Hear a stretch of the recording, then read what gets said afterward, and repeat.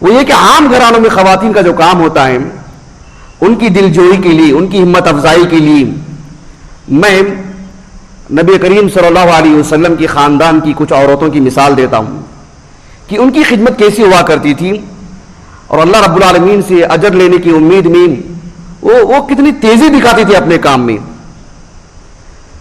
اللہ کے رسول صلی اللہ علیہ وسلم جب مکے سے مدینے کو آئے، ہم جانتے ہیں کہ انصار کی بھی بڑی تعداد اور دن بدن مہاجرین یہاں وہاں سے کثرت سے آ رہے تھے، مکے سے بھی دیگر علاقوں سے بھی۔ گھروں میں کھانے پینے کی اشیاء زیادہ نہیں تھی، مال و دولت کی فراوانی بھی نہیں تھی۔ ایک لمبی مدت کے بعد، تقریباً فتح مکہ کے بعد، گھروں میں چولہے اچھے سے جلنے لگے، کھانے پینے کی اشیاء بھی کچھ وافر مقدار میں تھیں۔ اللہ کے رسول صلی اللہ علیہ وسلم کے پاس، چونکہ وہ زمانہ غلاموں کا زمانہ، لونڈیوں کا زمانہ، بازار میں ترکاری کی طرح، پھل کی طرح، دیگر اشیاء کی طرح انسان میں فروخت ہوتے تھے۔ اسلام نے بہت جلد قابو پایا اس پر، اور عالمی سطح پر ختم کیا اسلام نے اس معاملے کو۔ لیکن اس زمانے میں یہ نظام تھا۔ اللہ کے رسول صلی اللہ علیہ وسلم کے پاس کچھ غلام آئے، کچھ لونڈیاں لائی گئیں، اور یہ خبریں سب کو ملی، اللہ کے رسول کے گھرانے کو بھی۔ اللہ کے رسول صلی اللہ علیہ وسلم کی دو چچازاد بہنیں، ام حکم اور زبیر بن عبد المطلب کی بیٹیاں تھیں، وہ اللہ کے رسول صلی اللہ علیہ وسلم کی چچازاد بہنیں تھیں۔ وہ آپ صلی اللہ علیہ وسلم کے پاس آئی، سنن داؤد کی حدیث ہے یہ بسند صحیح۔ وہ اللہ کے رسول کے پاس آئیں اور آ کر کے کہا کہ اللہ کے رسول، ہمیں خبر ملی ہے کہ آپ کے پاس کچھ غلام اور لونڈیاں وغیرہ آئی ہیں، ہمیں گھریلو کام کرتے کرتے ہمارے جو ہاتھ اور ہماری جسمانی جو تھکان ہے، اس مناسبت سے آپ ہمیں بھی ایک آدھ غلام دے دیجئے گھر کے کام کاج کے لیے۔ اللہ کے رسول صلی اللہ علیہ وسلم نے فرمایا، سبقکن یتاما بدر، جو بدری صحابہ ہیں، جو صحابہ بدر میں شہید ہوئے، ان کی جو آل اولاد ہیں، یتیم ہیں، ہم نے ان کی دل جوئی کے لیے سب دے دیے، ان کی ضرورت کے لیے دے دیے، تمہارے کے لیے کچھ بچا ہی نہیں ہے، تم اب آئے ہو۔ حالانکہ وہ اللہ کے رسول صلی اللہ علیہ وسلم کے گھرانے کی ہیں۔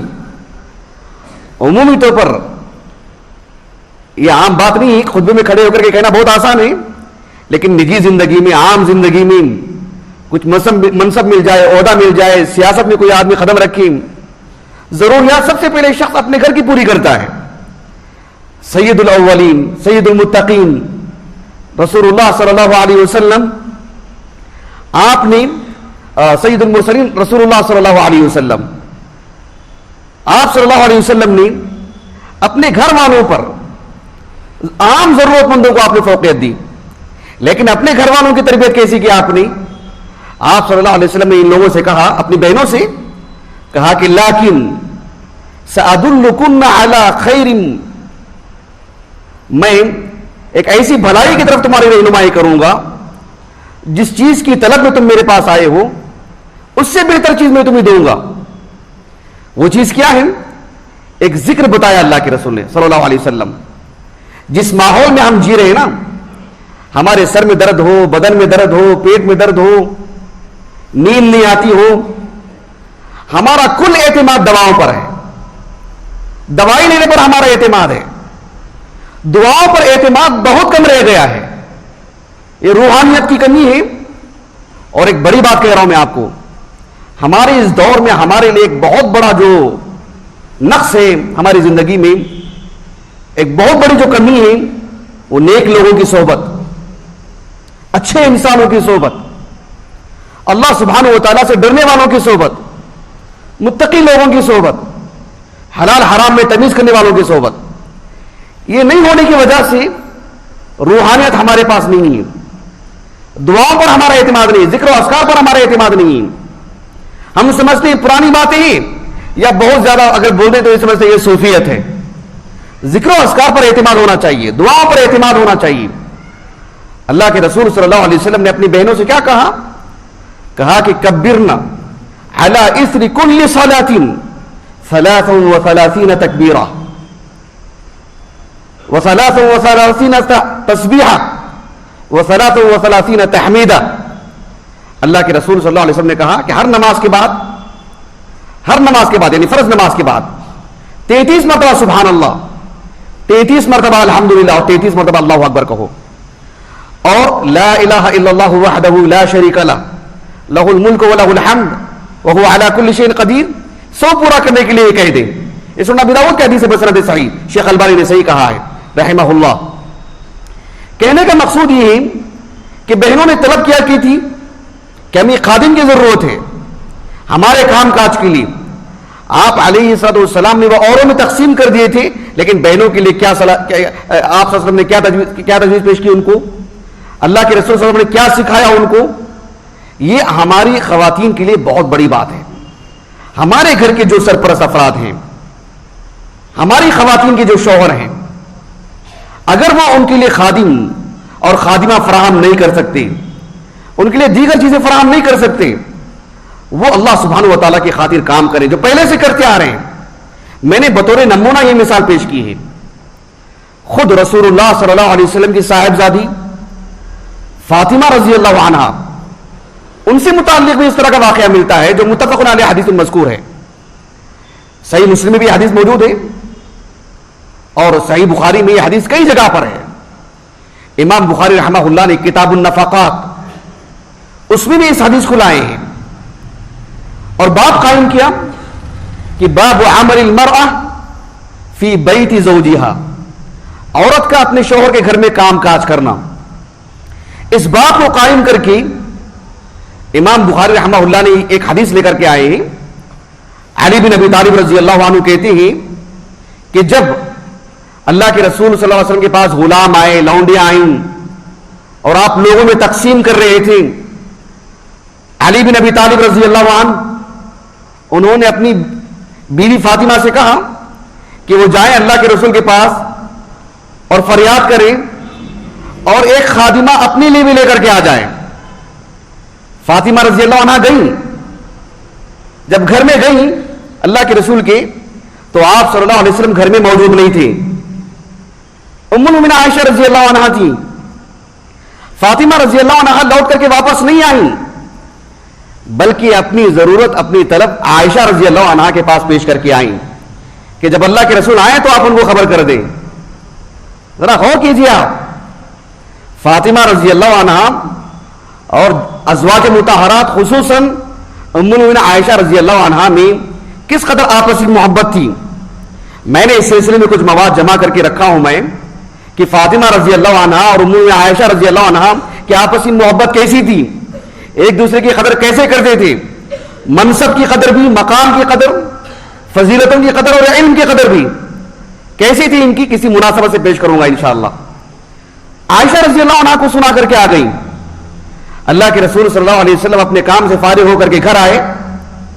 عائشہ رضی اللہ عنہ نے خبر دی کہ فاطمہ آئی تھی، انہوں نے یہ اپنی طلب پیش کی ہے. اللہ کے رسول صلی اللہ علیہ وسلم فوراً گھر گئے فاطمہ رضی اللہ عنہ کے. علی بن ابی طالب رضی اللہ عنہ کہتے ہیں کہ فجاءنا قد اخذنا مواجعنا، آپ صلی اللہ علیہ وسلم ہمارے گھر اس وقت آئے جب ہم اپنے بستروں پر تھے، ہم لیٹ چکے تھے.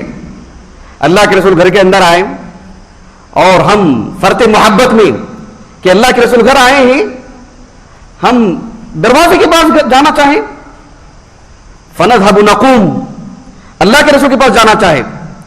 آپ صلی اللہ علیہ وسلم نے فرمایا کہ مکانکما، لیٹے رہو، اپنی جگہ پر رہو. آپ صلی اللہ علیہ وسلم ان دونوں کے درمیان آ کر کے بیٹھ گئے. علی بن ابی طالب رضی اللہ عنہ کہتے ہیں کہ فجاءنا فقعد بینی وبینها حتى وجدت برد قدمیہ علی بطنی. آپ صلی اللہ علیہ وسلم آئے اور میرے اور فاطمہ کے درمیان بیٹھ گئے، ہم دونوں لیٹے ہوئے ہیں اور اللہ کے رسول صلی اللہ علیہ وسلم کا قدم مبارک میرے پیٹ کو لگ رہا تھا اور اس کی ٹھنڈک بھی میں محسوس کر رہا تھا. آپ صلی اللہ علیہ وسلم ہم دونوں کے درمیان بیٹھے اور ہم سے کہا الا ادلکما علی خیر مما سألتما، جس چیز کی تمہیں طلب ہو رہی ہے، ایک خادم کی ضرورت ہو رہی ہے، ایک خادمہ کی ضرورت ہو رہی ہے، اس سے بہتر چیز کی طرف رہنمائی نہ کر دوں. آپ صلی اللہ علیہ وسلم نے فرمایا کہ جب تم سارے کام سے فارغ ہو جاؤ، اذا اخذتما مضجعکما، اور تمہارے بستر پر آ جاؤ، جب لیٹنے کا وقت ہو تو کہا کہ فسبحا 33، 33 مرتبہ سبحان اللہ کہو، واحمدا 33، اور 33 مرتبہ الحمدللہ کہو، وکبرا 34، اور 34 مرتبہ، 30 پر 4 مرتبہ اللہ اکبر کہیں۔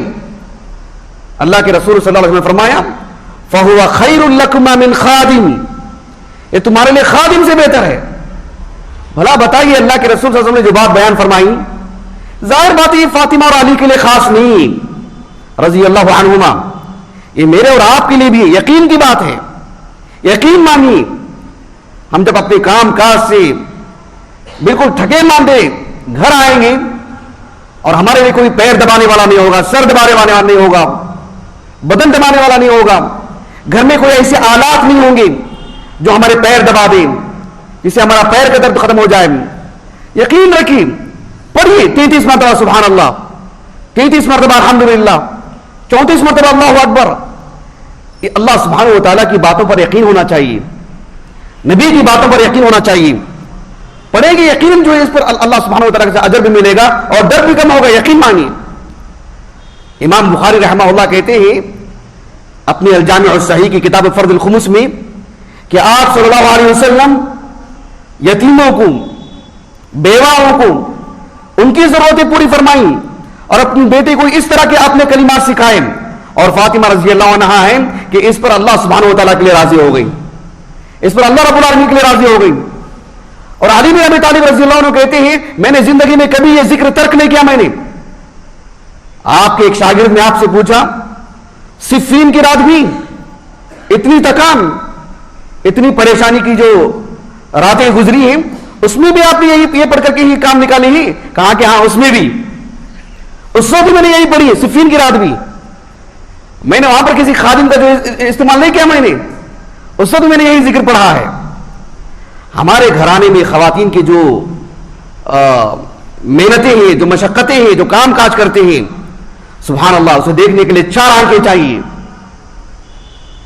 سچ مچ کا ایک مضبوط دل چاہیے، لیکن ہم ان کو جھوٹی تسلی دینے کے لیے نہیں کھڑے ہیں۔ ایک نمونہ جو ہمارے سامنے موجود ہے، ایک واقعیت جسے اللہ کے رسول نے ہمیں سکھایا ہے صلی اللہ علیہ وسلم، اس پر عمل کریں گے اللہ رب العالمین کی طرف سے اجر بھی ملے گا۔ اہل علم کہتے ہیں کہ کیا مطلب ہے اس کا کہ خادم سے زیادہ بہتر ہے، فَهُوَ خَيْرٌ لَكُمَا مِنْ قَادِمٍ۔ اس کے 2 معنی بتائے گئے ہیں۔ ایک معنی یہ بتایا گیا ہے کہ اللہ سبحانہ و تعالیٰ کی طرف سے اگر کسی کو خادم و خادمہ مل جاتے ہیں، اس میں جو ان کے لیے آسانی ہوتی ہے اس سے زیادہ آسانیاں اللہ رب العالمین نے ذکر و اذکار میں رکھے، بات ہے یقینی کیفیت کی۔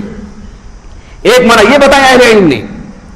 ایک دوسرا معنی اہل علم نے یہ بتائے ہیں کہ خادم کی ضرورت کہاں تک رہتی ہے یا اس کا فائدہ کہاں تک رہتا ہے، دنیا کی حد تک، اور ان اذکار کا فائدہ دنیا میں بھی آخرت میں بھی۔ یہ دونوں معنی اہل علم بتائے ہیں اور اس کی وسعت میں دونوں باتیں ہیں۔